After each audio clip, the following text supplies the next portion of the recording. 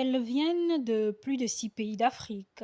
Ces femmes, férues des sciences, pourront désormais poursuivre leurs travaux grâce aux subventions et bourses reçues ce 29 mars 2024 auprès de la Fondation congolaise pour la recherche médicale. Des subventions qui contribueront à plus de diversité et d'innovation scientifique. Au cours de cette nouvelle édition, nous apportons un appui particulier aux femmes scientifiques et mères.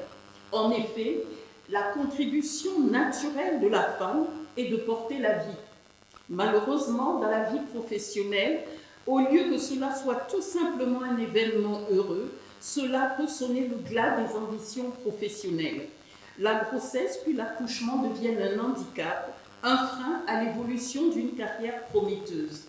Dans les sciences, cela se traduit par un arrêt des publications, par le ralentissement des avancements et de la promotion, et c'est ainsi que peu de femmes se retrouvent dans le sommet de la pyramide en ce qui concerne la hiérarchie académique et scientifique. Silao Maleka, étudiante en pharmacopée et médecine traditionnelle à l'université Marien Ngouabi, et les 15 autres boursières voient dans cet accompagnement beaucoup d'opportunités pour la suite de leurs travaux scientifiques. Recevoir cette bourse est un privilège parce que comme la professeure Ntoumi l'a bien dit, il y avait 400 candidatures.